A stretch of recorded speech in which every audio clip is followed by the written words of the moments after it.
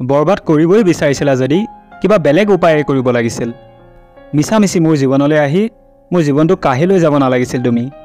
নমস্কাৰ বন্ধুসকল, মোৰ ইউটিউব চেনেললৈ আপোনালোকক পুনৰ এবাৰ স্বাগতম জনাইছোঁ অন্য এটি নতুন ভিডিঅ'লৈ। আহক ভিডিঅ'টিৰ কথাখিনি আৰম্ভ কৰোঁ।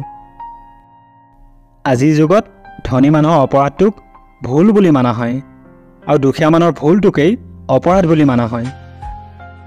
কোনোবা মানুহৰ পিছত দৌৰি ফুৰি কেতিয়াও নিজৰ ভেলু কম নকৰিব।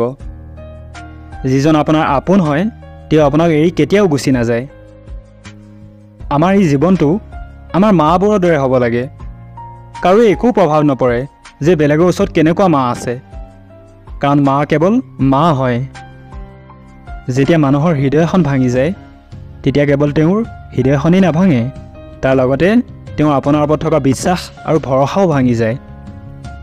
পৰম শত্ৰুতকৈও ভয়ানক হয় ভুল দিশে আগবাঢ়ি যোৱা আমাৰ মনটো।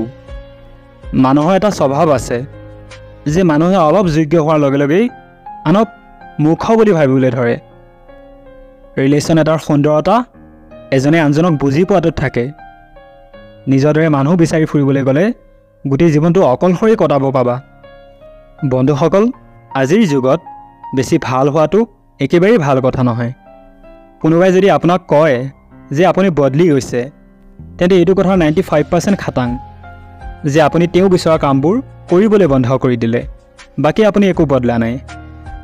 প্ৰেম আৰু ঘৃণ ক'বলৈ গ'লেতো দুটা সাধাৰণ শব্দ, কিন্তু এই দুটা শব্দই মানুহক ভগৱানো বনাব পাৰে আৰু ৰাক্ষসো বনাব পাৰে। বন্ধুসকল, আমাৰ জীৱনত মাজে মাজে এটা দুটা ধুমুহা হোৱাটো বহুত জৰুৰী, কাৰণ তেতিয়াহে গম পোৱা যাব যে কোনে আমাৰ হাতখন ধৰি থাকে আৰু কোনে এৰি দি গুচি যায়। মই প্ৰত্যেক ধৰণৰ মানুহক জীৱনত লগ পাইছোঁ। মোৰ পৰা সহায় লৈ ধন্যবাদ কোৱাবোৰকো পাইছোঁ আৰু মোক মূৰ্খ বুলি কোৱাবোৰকো পাইছোঁ। সময়তকৈ আগতে পোৱা বস্তুৱে নিজৰ মূল্য হেৰুৱাই পেলায় আৰু সময়তকৈ পাছত পোৱা বস্তুৱে নিজৰ মহত্ব হেৰুৱাই পেলায়। দেখিবলৈতো ইয়াত সকলো মানুহৰ দৰেই, মাথোন পাৰ্থক্য ইমানেই যে কিছুমানে আমাক আঘাত দিয়ে আৰু কিছুমানে সেই আঘাতত মলম লগায়।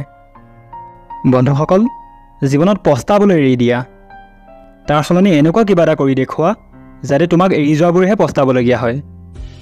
না কাৰোবাক ইমান অধিকাৰ দিবা যাতে ওলটাকে তুমি কষ্ট ভুগিবলগীয়া হয়, আৰু না কাৰোবাক ইমান সময় দিবা যাতে তেওঁৰ অহংকাৰ হ'বলৈ ধৰে। মানুহে সদায় সেইটো বস্তুক হেৰুৱাবলৈ ভয় কৰি থাকে যিটো তেওঁৰ নহয়েই।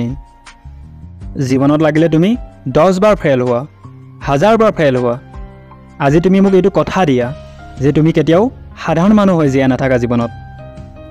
টেনশ্যন, ডিপ্ৰেশ্যন আৰু অশান্তি মানুহৰ তেতিয়াই হয় যেতিয়া তেওঁ নিজতকৈ বেছি আনৰ কথা চিন্তা কৰি থাকে। দুনিয়াখনৰ আগত কান্দি ঘূৰি ফুৰাতকৈ অলপ ধৈৰ্য ধৰাটো বহুত ভাল কথা। মানুহে কয় যে নিজৰ দুখবোৰ হেনো আনৰ আগত শ্বেয়াৰ কৰিলে দুখবোৰ কমি যায়, কিন্তু ইয়াত যাকেই মই মোৰ দুখবোৰ শ্বেয়াৰ কৰোঁ সকলোৱে কেৱল মোৰ মজা লয়।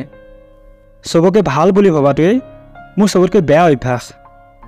বহুত বহুত ধন্যবাদ বন্ধুসকল, মোৰ আজিৰ ভিডিঅ'টিৰ কথাখিনি আপোনালোকে সম্পূৰ্ণকৈ শুনাৰ বাবে।